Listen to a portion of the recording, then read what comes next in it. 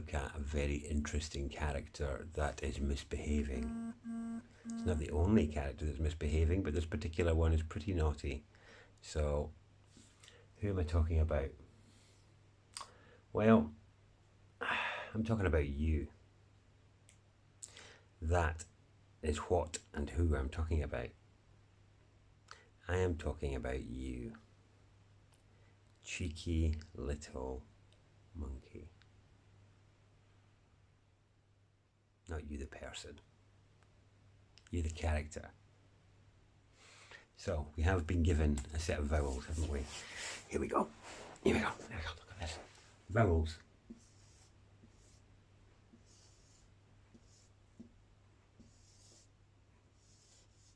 Okay.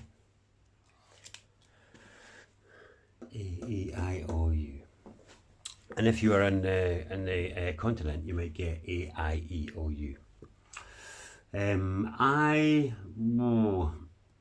not sure which is the right order for that. I think the continent may be correct where we have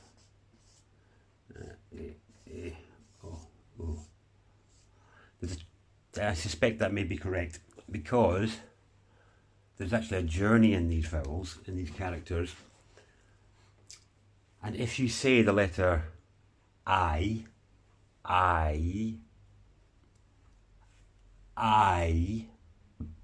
it starts with A and it ends with E. I.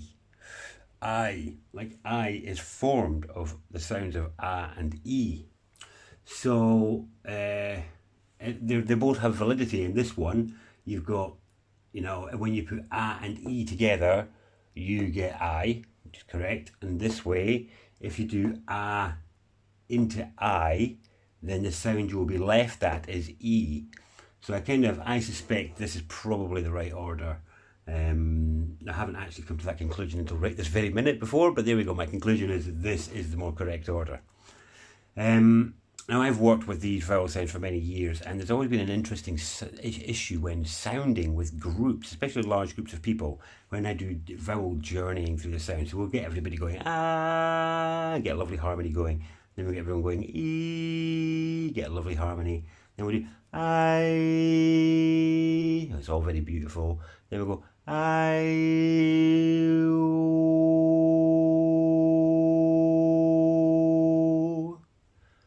all well and good. But by the time we get to this last vowel, something just goes a little bit wrong with it when we're sounding. So it ends up sounding like this.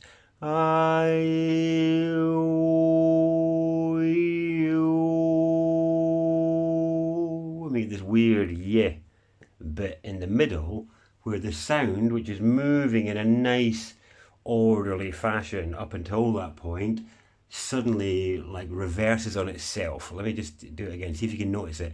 And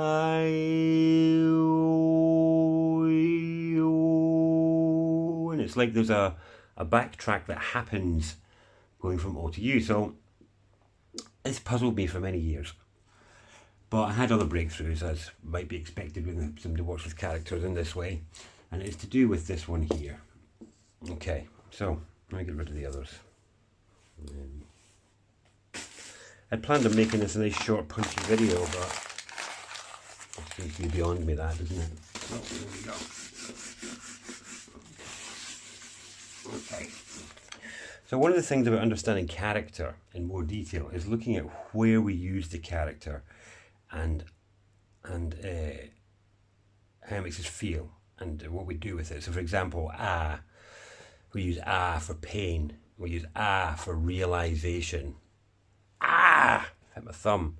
Ah, I see what you mean. Or a cute baby. Ah.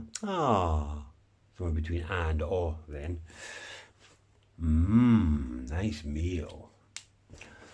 So these, when we're using characters by themselves, they're always embodied. Ooh, ah, always embodied. I'm always conveying more than just a character when I use characters by themselves like that. They're a form of communication. And obviously there's building blocks of communication as well. But anyway, I'm rabbiting around the point. The point is that this is a mistake. This not the shape. The shape's okay. It's not the shape that's the problem. It's the sound. Okay? And what we have is we have a word that is masquerading as a character. We have a word that is, it's like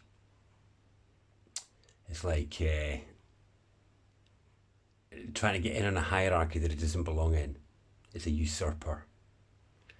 You is a usurper.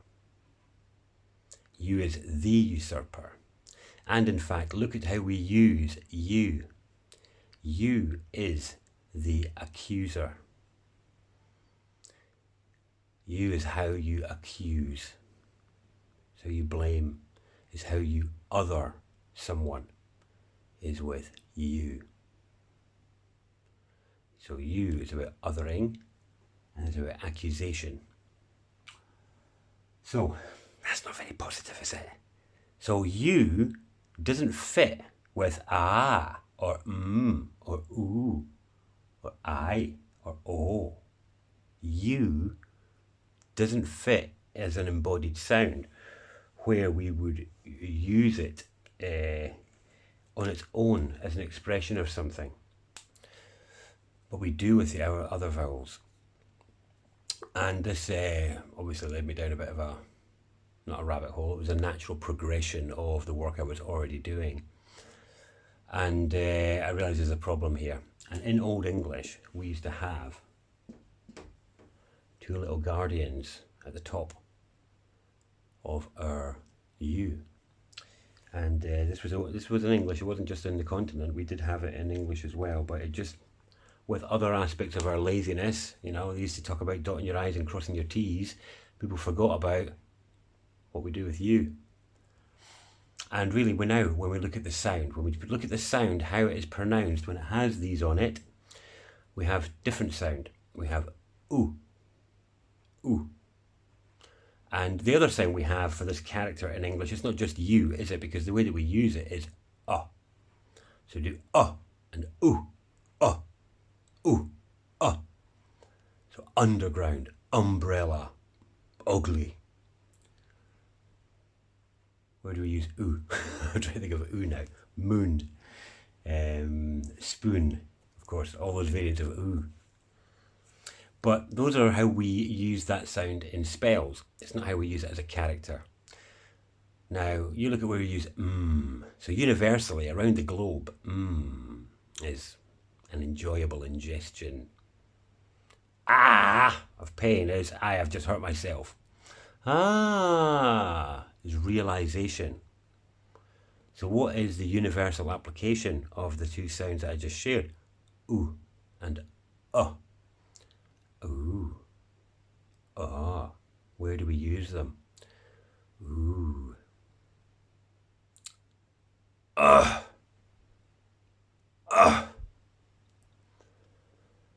very masculine. One of them's feminine, one of them's masculine. And these are the sounds of passion, effort, love even. Ooh. I've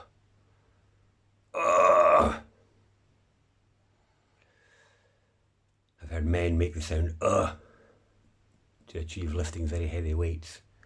And I've heard women bellow as they've pushed a baby out. And I've heard all sorts of people say ooh in all sorts of playful pleasure, where there is no better sound than ooh for pleasure. Is there? So here we have the two characters, well, the one character that gives us our best sounds for effort, passion, love, sensuality, pleasure. Did I say that already? And it has been usurped by an accusation, an othering, by a usurper. You little shit. So, where do we go from here? Well, In a way, the word you should actually be yo or something like that, but I'm not suggesting we go around saying yo to each other, although maybe we already did that in the 90s. But what I am suggesting is that you let your this is just an introductory video, isn't it? So the point is just to let your mind toy with the correction of that character as ooh and and see what it feels like to use it as ooh and instead of you. Just for a bit, I'd be interested in your reflections on playing with it. And yeah, I would recommend these little guardians on your shape here. This is the ultimate vessel shape, and in a way the U is probably the closest character we've got to the abyss character. If there was any character in the alphabet that were related to the pit and the abyss, then it's you. And let's look at what all the things in the world are being done for. Everything in the world, all the bad stuff, all the weird stuff, all the wacky stuff, it's all being done for you.